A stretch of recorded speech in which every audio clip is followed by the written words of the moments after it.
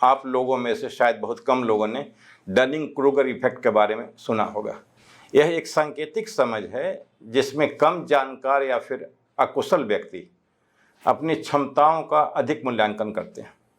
यह एक ऐसी समझ है जिसमें अज्ञानी लोग स्वयं को बहुत जानकार के तौर पर पेश करते हैं। 1999 में इस प्रभाव की व्याख्या 2 अमेरिकी मनोवैज्ञानिक डेविड डनिंग और जस्टिन क्रूगर द्वारा की गई थी। प्रधानमंत्री नरेंद्र मोदी भी शायद इसी समझ में जी रहे हैं। हाल के सालों में घरेलू और बाहरी मोर्चों पर मोदी की अनेक हरकतों पर नज़र डालें तो पाएंगे कि वह विषयों को बहुत कम या फिर नहीं जानते हुए भी शारीरिक हाव भाव से यह साबित करने की कोशिश करते हैं कि वह विषयों के जानकार हैं और उन पर उनकी पकड़ है। वह सतही हल्के जुमलों का सहारा लेकर गंभीर विषयों को हल्का करने की कोशिश करते हैं। G7 बैठक से लौटने के बाद मोदी के हरकतों को लेकर सोशल मीडिया पर इसकी खासी चर्चा है। जानकार मोदी के जिस तरीके से प्रधानमंत्री के व्यवहार की व्याख्या कर रहे हैं वह सब डनिंग क्रूगर इफेक्ट के परिभाषा में आते हैं। सामाजिक छवि आत्म प्रशंसा के कारण मोदी ने अपने नेतृत्व में एक मजबूत सार्वजनिक छवि बनाई है जिसमें वे स्वयं को एक निर्णायक और अडिग नेता के रूप में पेश करते हैं। मोदी हैं तो मुमकिन है। उनकी इन्हीं जुमलों का हिस्सा है उनकी आत्म प्रशंसा और आलोचनाओं को लेकर उनकी नॉन टॉलरेंस के उदाहरण उनके भाषणों और सार्वजनिक बयानों में देखे जा सकते हैं।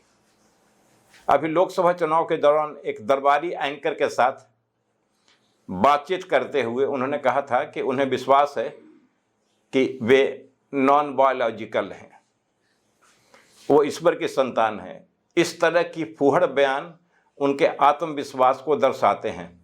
मूर्ख एंकर इस पर सवाल करने का साहस नहीं करती हैं।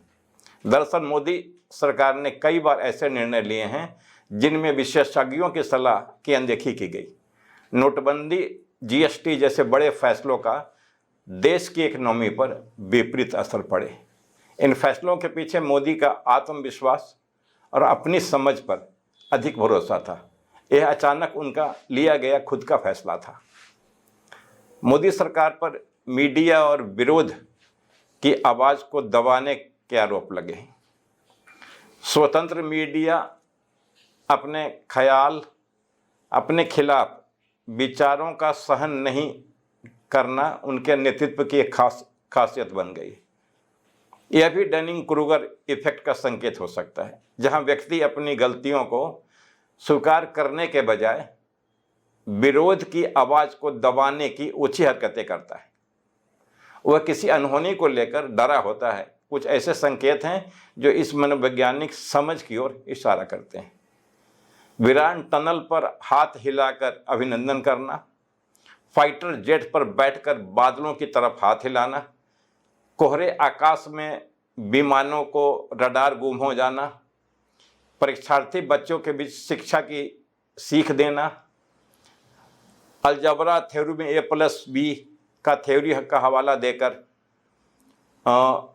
देश भर में उसका मजाक बना, इन जैसी अनर्गल बातें मोदी के आत्मविश्वास की तरफ इशारा करते हैं।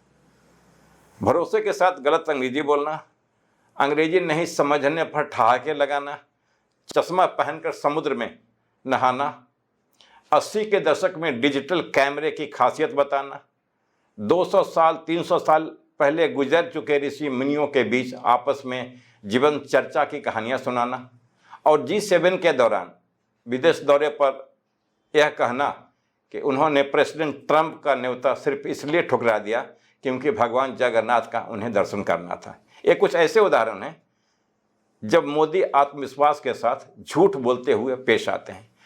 मोदी यह भूल जाते हैं कि एक लोकतांत्रिक नेता के लिए आत्मनिरीक्षण, आलोचनाओं को स्वीकार करना और विशेषज्ञों की सलाह को महत्व देना और उन्हें फैसलों में संतुलन बनाना और विवेक बनाए रखने के लिए जरूरी होता है। ऑपरेशन सिंदूर के बाद भारत की विदेश नीति की सफलता या विफलता को लेकर देश में जोरदार बहस छिड़ी हुई है।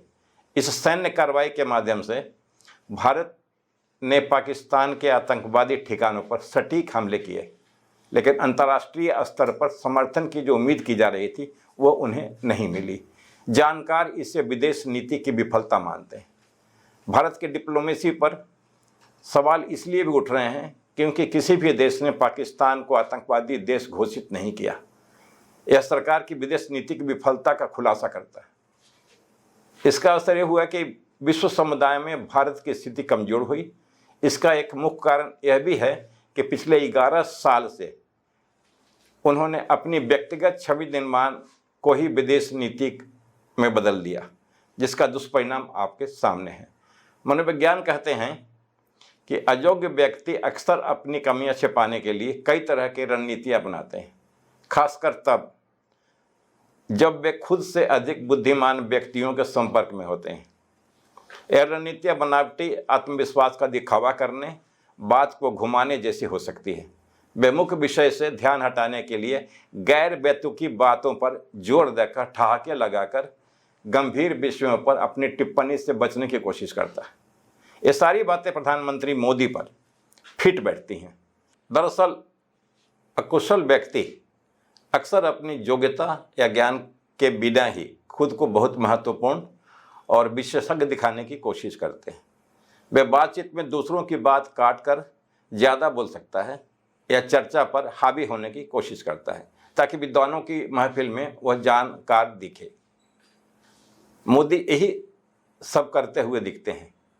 यह डनिंग क्रूगर प्रभाव का उदाहरण हो सकता है, जहां कम योग्यता वाले लोग अपनी क्षमता को ज़्यादा समझते हैं, जबकि वास्तव में जानकार लोग अपनी योग्यता का डंका नहीं पीटते हैं। आज के रील में बस इतना ही। नमस्कार।